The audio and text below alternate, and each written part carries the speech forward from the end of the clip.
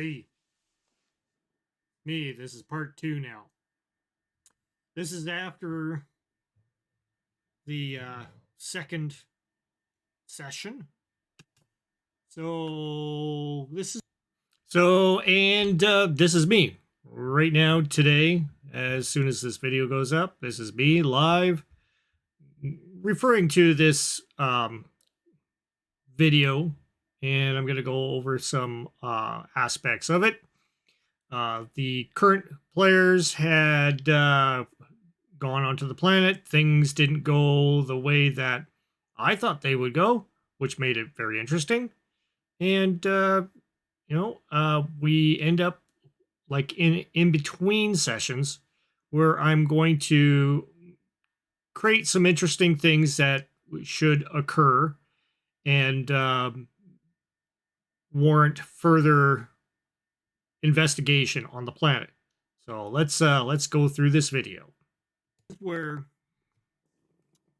we get to talk about what we do to compensate when things go awry as far as the game master uh, notes go.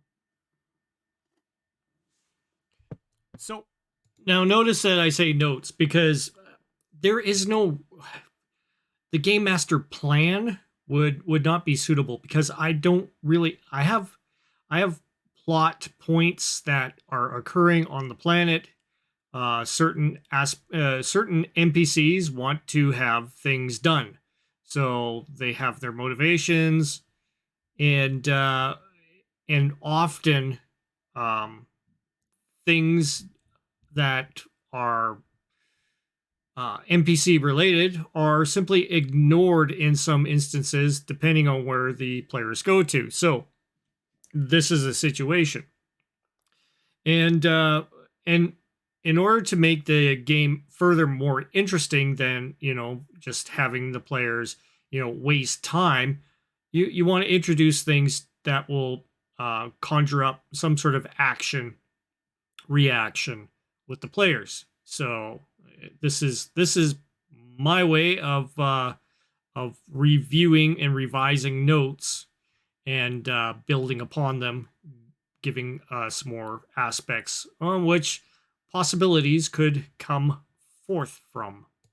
What I did was I thought, okay, now things didn't go to plan. Well, what kind of plan I had put together, and so what I did was I just wrote down a few notes, kind of giving me a kind of an idea of how I can kind of milk the system for a bit. This meaning milk the system as in the um, the actual solar system, planetary system that they're in. So what I thought about was, okay, how about if we had some massive invasion happen? So that's kind of where I went with it. We made these guys called the Borga. There's some sort of um, there's some kind of a lizard kind of reptilian race that are used as mercenaries in the Shukikikar conflict, which I added in there. They don't really exist in the Traveler universe, but I made them exist. Because in Traveler, you can make anything happen. So just come up with cool shit. So what I did was I created this race called the Borga. Now the Borga, they're not high tech. They're mercs. So um, most people would want to keep high tech weaponry out of their hands if at all possible. So they're between Tech 9, Tech 10. So the reason why I say this is because their mothership is Tech 10, meaning it can jump. Whereas all the rest of their stuff is Tech 9, which means, they'd have to have a mothership which contains all of their armada of weaponry and stuff that they use. So these guys will have, typically something. Well, if you don't know what Traveler is all about, and you don't know the tech levels, check it out. There's some free stuff online. You can read about tech levels. And Tech 10 is when you're able to jump from system to system. Tech 9 is kind of like the peak technology that an intersystem, you know, um, uh, society would have before they developed the jump drive. So, it's kind of like an advanced version of us if we were able to colonize, Mars and stuff like that. Then it would be technically Tech 9. Okay, technically. We're currently not there. Well, I mean, we're trying. We're hovering around the 8, 9. We're getting close. So now, hopefully, this gives you guys some ideas of where I go when I get, sidelined by my players.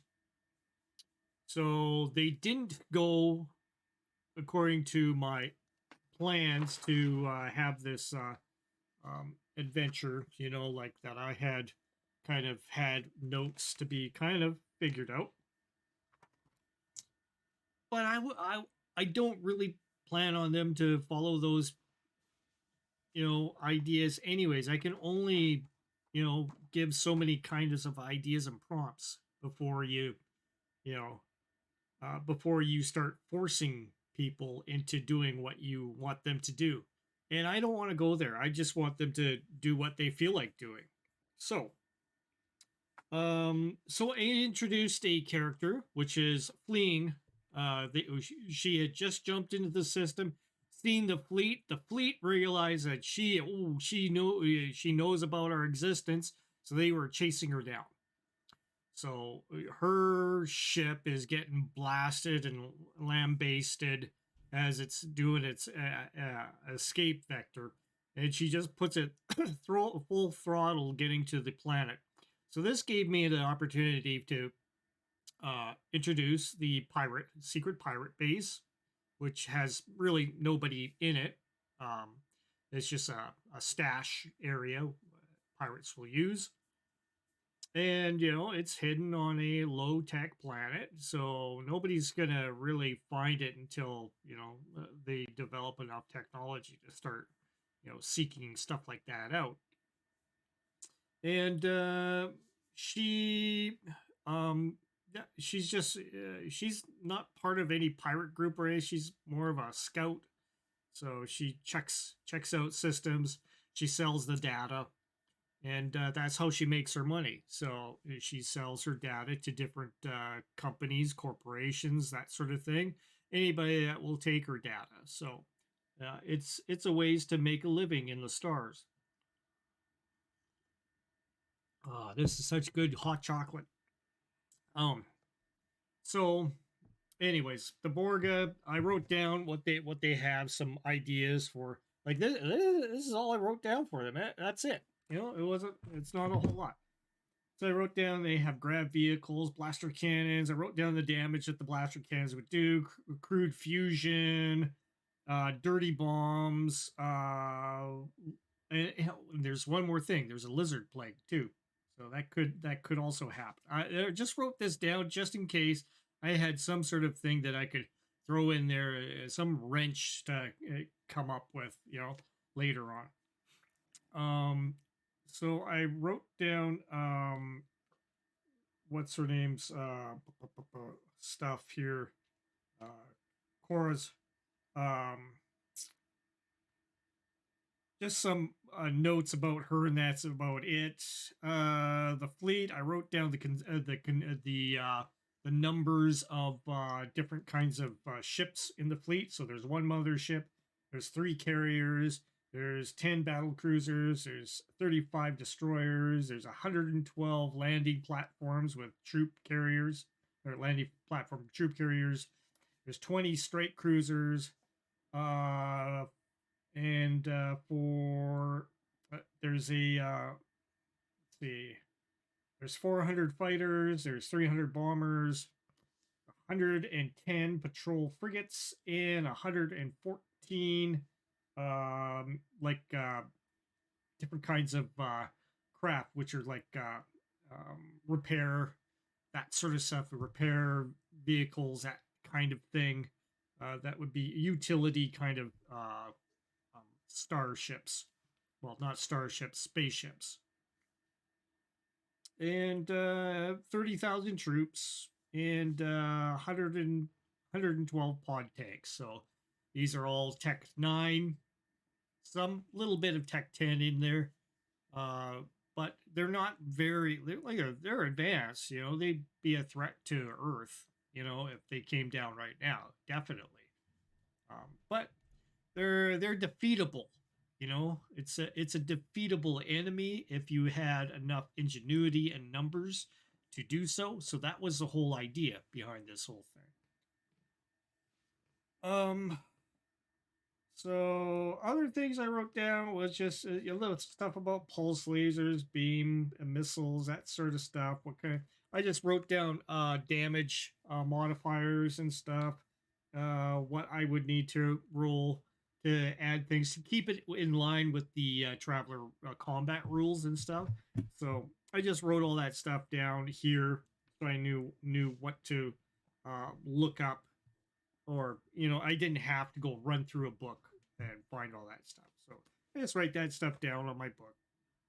So now that we've had that session and how it ran, it was an intense situation for the players in certain things. They were trying to figure out ways to, once they had found the base through the direction of the scout, and almost crashed. That's the fun thing. It's Tarantino moments where you think everything could be going right, it goes wrong. Well, Spencer does. I mean, he's got his character has the skill to fly things, but he's not a starship pilot at all.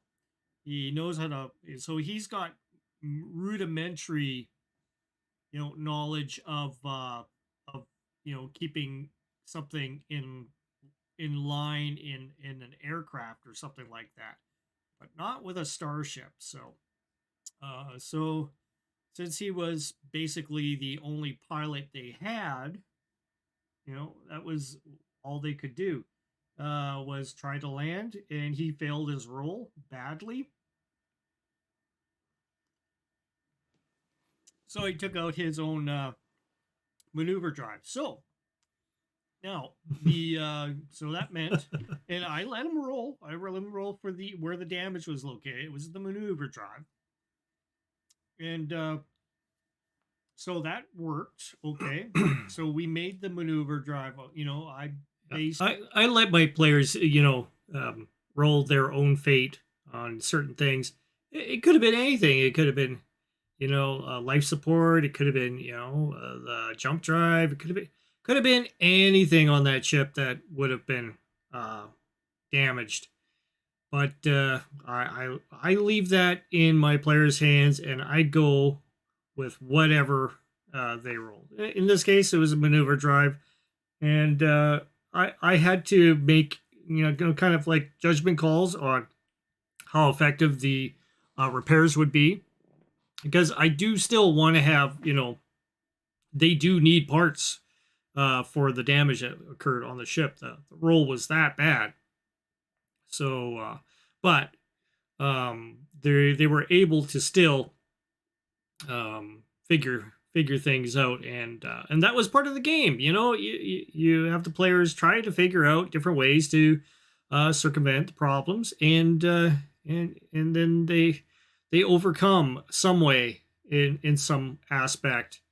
And in this case, it was kind of like a partial win, and we kept on going with the game. It's the damage that maneuver drive was not very functional. It's not enough to get them out of the orbit. It's they with some good rolls that the engineer group, both Adamus and And what's his name? I Lord keep on Overton. forgetting his name. Lord Overton. Lord Overton. Overton. They both did a really good job. Uh, kind of hang hang tied things together. Yeah. Sometimes my head blanks out on names and stuff like that every once in a while. So, I'm getting old. So expect that from me for once in a while when I'm kind of when I don't have stuff written down and I'm talking my thoughts out. Is I don't have anything written down here as a script or anything. I'm just going full bore with ad libbing everything, just like I am now. So I prefer to do that. Yeah, here we go. And used a little bit of duct tape and managed to get a bit of functionality with the drive, with the maneuver drive going. However, it's like I say, it's not enough to burst them out of the orbit. They're kind of stuck until they get some repairs done. So, with some of the potential damage of some of these spacecraft and stuff that could happen, depending on what happens, what they do, and all that stuff. If if they can get a downed um, they can down one of the ships or something like that, they could probably salvage enough materials out of it in order to repair their maneuver drive and get out of there. So we might be able to do that. I might have a situation where they can, where they could actually capture a vessel somehow. Um, Maybe routing the troops and they scatter and stuff, leaving the ship behind or something, or something, or maybe there was a breakdown in the ship because these guys have been tearing around um, the spaceways, causing chaos and going to the highest bidder in the last uh, last decade or so, trying to eke out a living as a mercenary band, and they're just doing what they do, and just so happens that they've been beat up a few times, so their equipment's not exactly like top of the line kind of stuff. It's they're gonna the players are gonna find out about that. So there's gonna be a couple of broken down ships or something that they could go ahead and uh, cannibalize for parts. Now, now that the second session is entirely done, I know where they're going. They're going to the island. So I wrote down some notes here on my phone while I was working. When I have my breaks and stuff, I go. And I often, pretty much, um, you know, admittingly here, I go ahead and I write down a few things, but it's usually a day or two before the actual session. So um, I tend to have some, time to reflect on what happened in the game, and then throughout the week, I end up with coming up with a few ideas here and there. I'm like, nah, that wouldn't work. And I come up with nah, that might not work. And I don't really write anything down until pretty much the last couple of days where I'm like, I have a really cool idea. And this happened to be, the one that I decided to actually jot down and commit to. So here we go. Go ahead and often think of different things that I can do. So I had, let me get my notes up. I wrote down basically five different kind. Oh no, six little notes here. So this is on my phone. Don't know if you're going to be able to see that. It's kind of hard. You can just barely see it if I wave my phone around. Yeah, it's got writing on there. So wrote six notes here. So we'll see how this goes because once this is recorded before session 3, and we'll see how session 3 pans out. So, the first thing is they get a signal on the planet. Some sort of high tech activation happens on the other side of the world. Well, I haven't decided on where it's going to be, but it'll be out there. This will likely happen when the players arrive at the base at the of the because I don't have my notes on that. Oh, room. So once they go to room, which is the which are the rebel faction against kind of the Ameru Empire. Once they go to that location and talk to the room leader, which is Vanamor Parari. Vanamor Parari. And then they'll, maybe Korra will say, "Hey, I hear something of a signal. Come check this out. There's something weird on the other side of the planet. Because they, which is exactly what I had implemented in the game, and it worked out okay. It kind of gave a, oh, something's happening out there. We're gonna have to check it out. But I did have this occur while they were in talking with the officials of Rom, and I introduced it at a suitable spot where there was a little bit of a lull in the game. So we had the meeting, and they were like dismissed from the meeting and waiting a little bit, and then that's when they got hit with the signals. And then, of course, the officials, the scientists of Ruram also noticed this signal, but got some sort of a faint indicator of something through their single satellite system that is lingering up in orbit. They've taken some of the modifications from her ship, because she's got a scout ship. They've took a few parts out of her ship and done some modifications.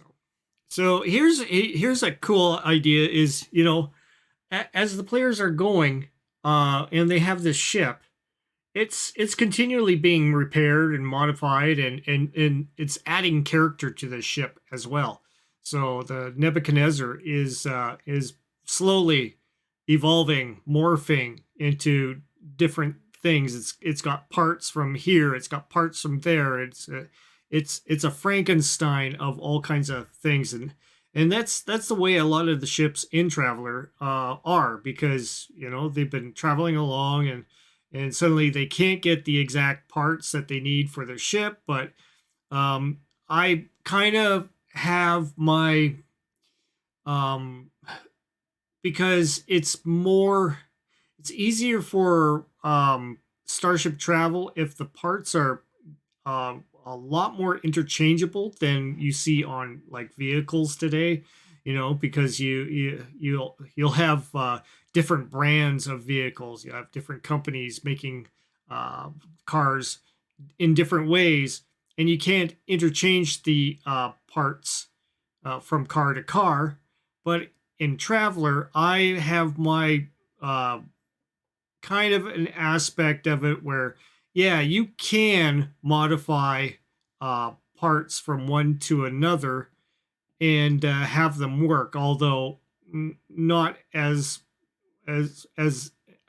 well as you would expect, but enough to keep you going, kind of idea. So these would be kind of like, it's kind of like the Russian version of starships, where they can take parts from this vehicle and that vehicle and put it together, and it will work, comrade. It will work.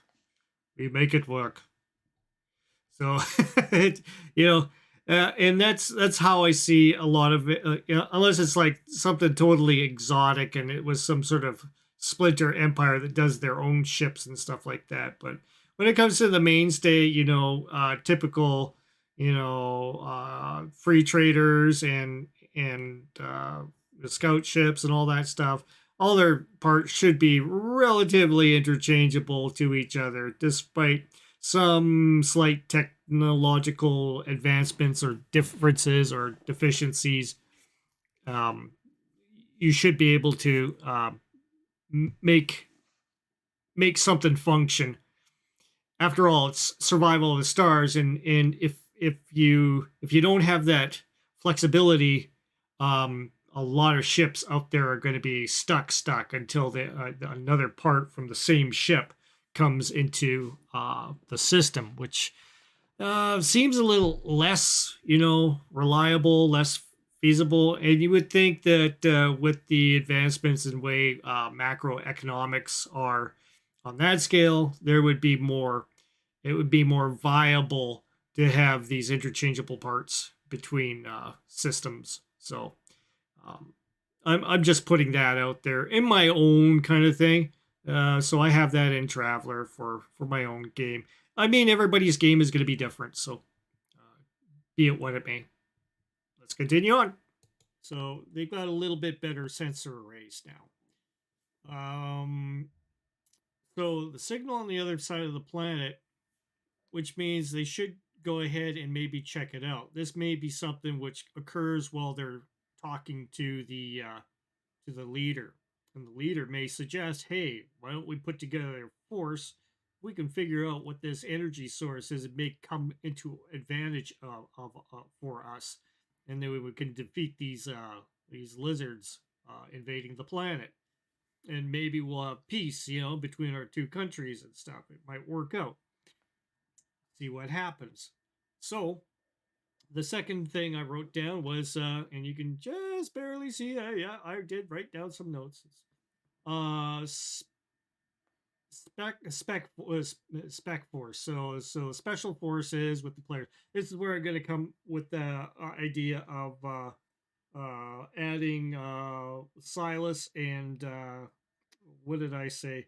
They were mixed up mixed up word play on the Barnes and Elias from from Platoon. So we're going to get some Platoon happening in there. So there's going to be a force designated, which is going to have, Barnes and Elias in the group. And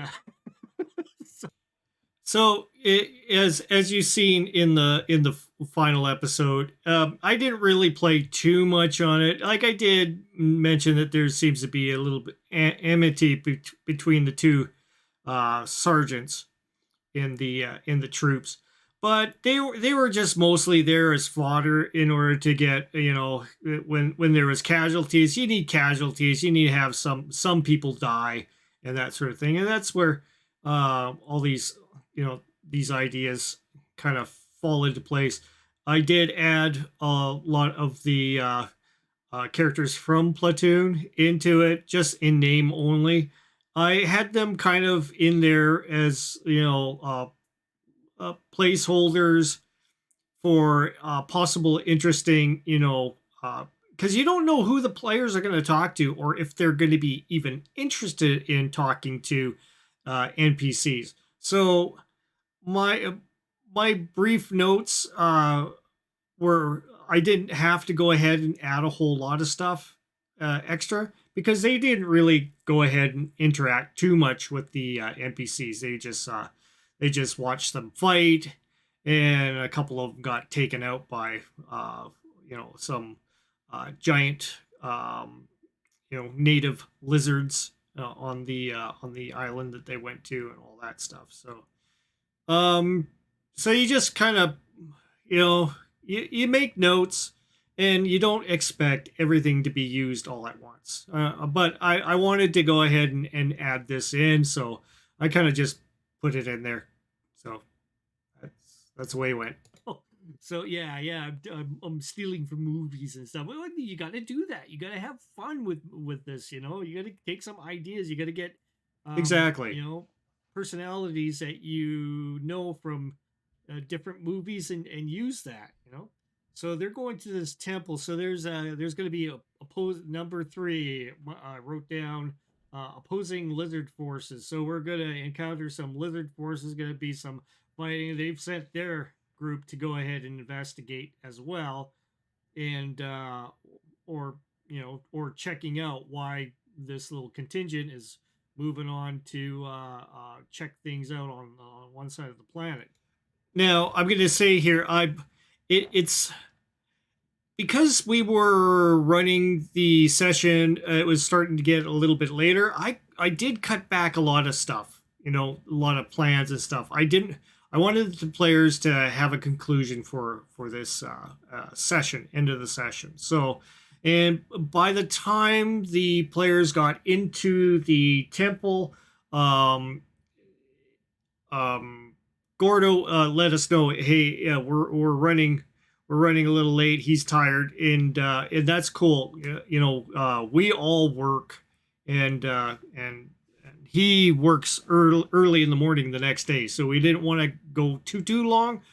So I was trying to dismiss a lot of this stuff and just get to the meat and potatoes of the whole uh, exposition. Although it would have been nicer if I could have got to this point faster. I didn't realize it was you know taking that long for them to get to this point. So we kind of missed out some of the ideas that I had written down just to make the game end. Have the conclusion come up faster. They may want to send a scouting group out. The lizards may want to send a scouting group out to check that out. So, and number 4, temple swamp gator attack. So I wrote down from my last video, which is connected to this video, the idea of having the croc with the sideways mouth on it. And so we might have something like that happen. They might take out a few of the players or something like that. And so they'll thin down the players' forces a bit. NPC forces. And then since they've arrived at the temple, it's a big facility. It's been there's a bioengineered protector bot inside as well. Yeah, I didn't. I threw that out. Automated defense mechanism in there. So I have this idea that this mountain on the other side is a kind of a protector sentinel on the planet, made by an ancient technically advanced race, unknown. So what's going to happen is this. Okay, so this bioengineered thing, protector bot inside, just a little guy, is going to be taking on either the combination of the players along with the lizard guys. So it'll be a conflict where the players are fighting the lizards and the lizards are fighting the players. And then suddenly this bot is also going to be intervening, like trying to kill everybody too. And which would have been cool had we had extra time to get to that point. But I thought we were so close to almost concluding this episode that we'll just forego that and just keep on going. So you may have noticed there was a little bit of a jump from my plan for having this interaction. Which, yeah, it would have been a cool thing if I had extra time to go ahead and do that. So there you go, some insight on things, how it changed, and all that. So let's keep on going here. And, so that'll be a cool thing. Then it's now the players will be able to, maybe this will be while this is happening, players will have access to this agent technological interface, which they know barely anything about because it's totally way out there in Numenera kind of technology. And so I just wrote release Kraken, which is the basically the nickname of this Sentinel, which is basically a huge thing that raises out of the planet and goes up into the atmosphere and the lizards are like, what the fuck, you know, where did this come from? And there's going to be also some forces, some of the planetary forces are going to be up there too, trying to engage the lizards at the same time. And there's a big fight going on there between lizards and these guys, and this big star-shaped massive kraken shows up, the Sentinel, and the players have a choice, and the choice is going to be uh, they can make a roll to see if they can interpret the language, because what's going to be showing on one of these highly advanced, three-dimensional screens for them is going to be some sort of query of this or that. You pick this or that for against this group here, or this and that for this other group, because it's gonna the Kraken itself is gonna know, okay, this force and this force, they're engaging each other. See that there's a conflict. What does the players want it to do? Does it want it to destroy this group or that group? So basically, I don't want the players to end up destroying the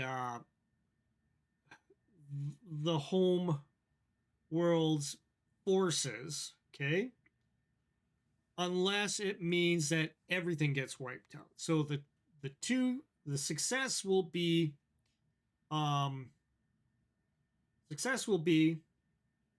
the Kraken takes on the lizards and wipes them all out, okay?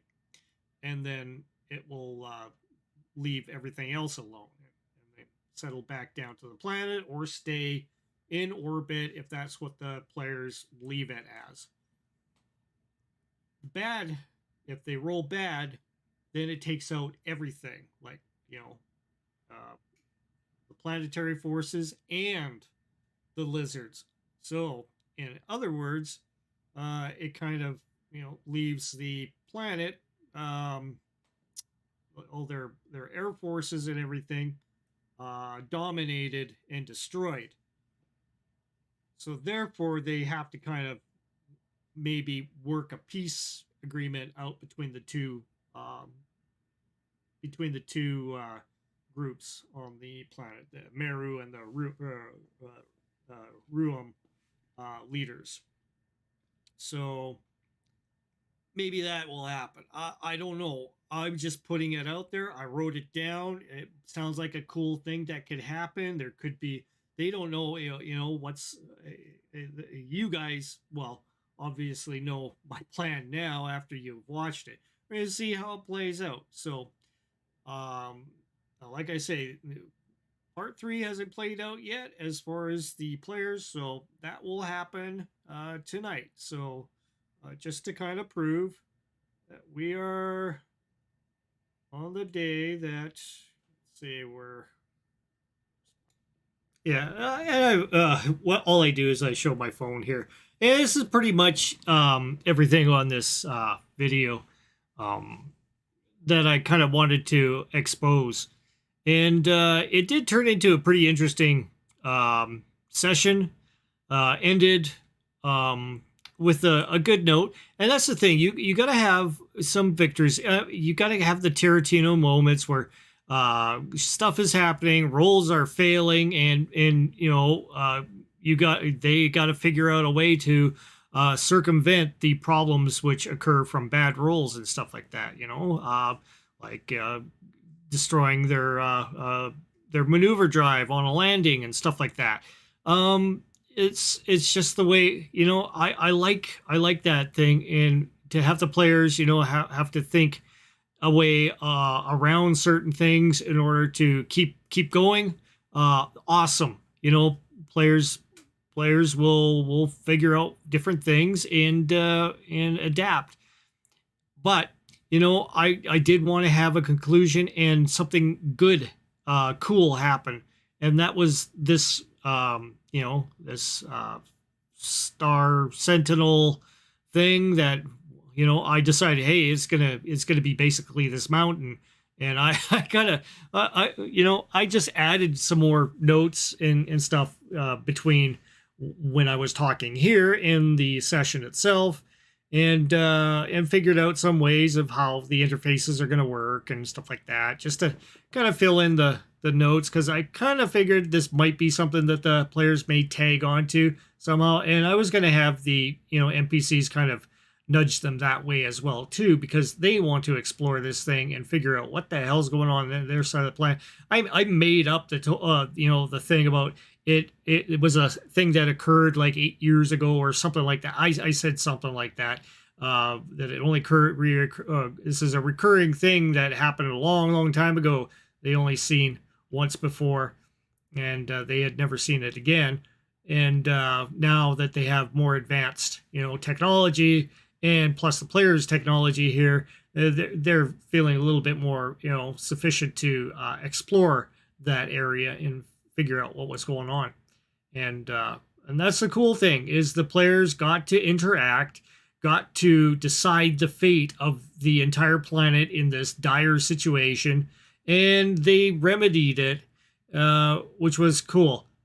Because if I had made it so that the players ended up only destroying the home forces, that would have been a bit of a downer. And it seemed like when you have these games going on with a lot of Tarantino moments, you want to have a good moment happen in order to make it all worth it. And having this finale where they were in control of the situation, where this giant monolith of a ship is under their control, and they decide that, hey, we're gonna resolve this entire conflict by choosing options here. And they did a really good roll at the end, so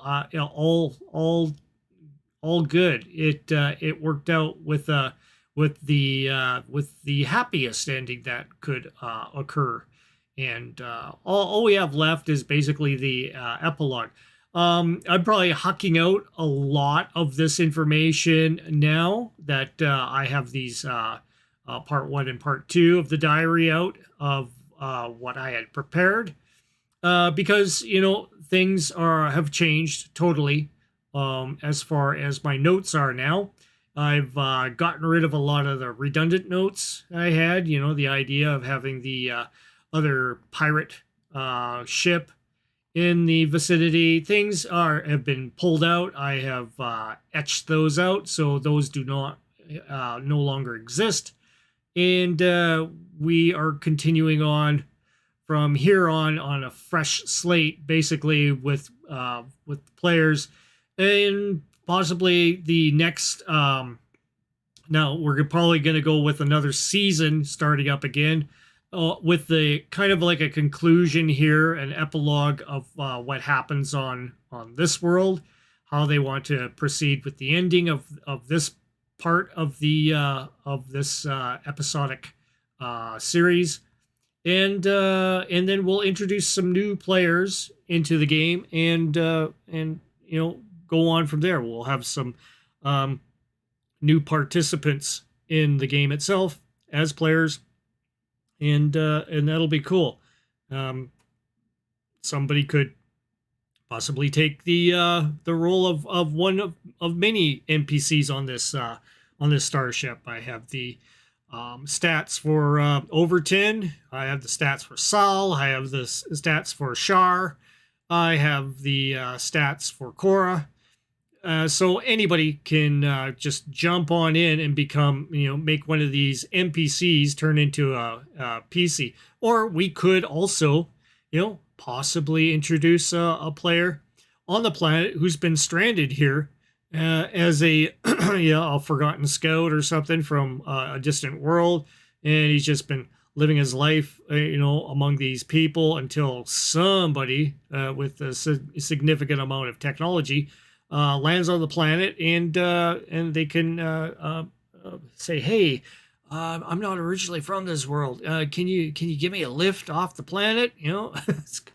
Stuff like that can happen. It's that's Traveler. It's got cool stuff like that, and that's the way we want to have this game going on and collecting up more people, and it's just a process. So you can see where I started with part one, with some ideas written down, what didn't go through, what didn't happen, how I compensated, how I added new other cool stuff as the game progressed, and you adapt, and I hope people like I know GM Fritz from GM's Alcove is planning on doing a Traveler game, and I hope he takes some notes here. That it's not going to go at all exactly the way that you want it. So your best bet is to just work on NPCs, their motivations, their goals, what they're planning on doing. You can outline different aspects of planetary organizations, who runs them, what their motives are, and it helps having that kind of background information to rely upon in order to add to the exposition on certain things when you're talking about them in the game. Different companies, corporations, owners of companies or corporations, high profile individuals, bring them up in conversations and stuff like that. Because that's what the NPCs are there for. They're there to bounce these cool ideas to the players every once in a while. And hopefully the players go, hey, that sounds like a cool idea. Let's do that. And they do the thing. You want them to do the things.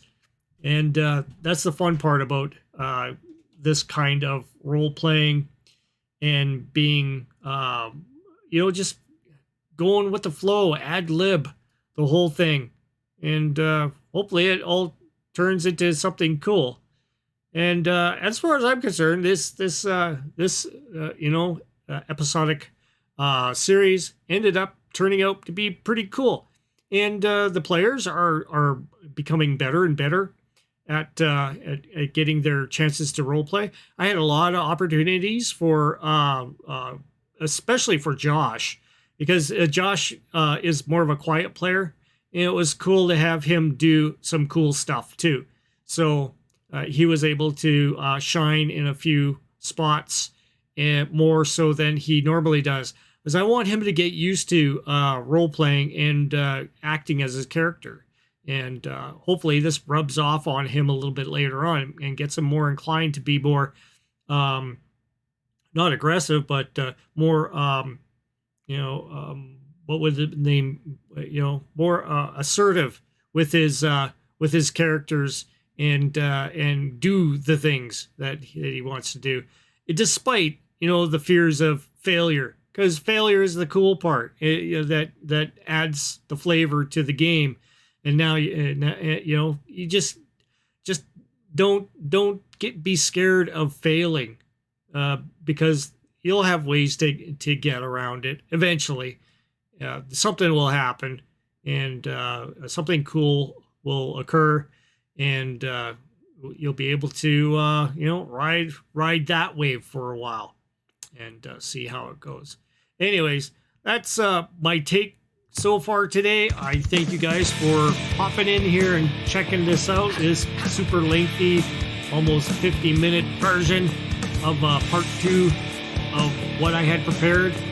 And if you feel like it, just hit that subscribe button, because you're gonna learn a lot, and you're gonna learn from my learning as well. Learn from each other. That's what we do here. Just subscribe. Just do it. Do it now. Get it. Hit that button. Do it.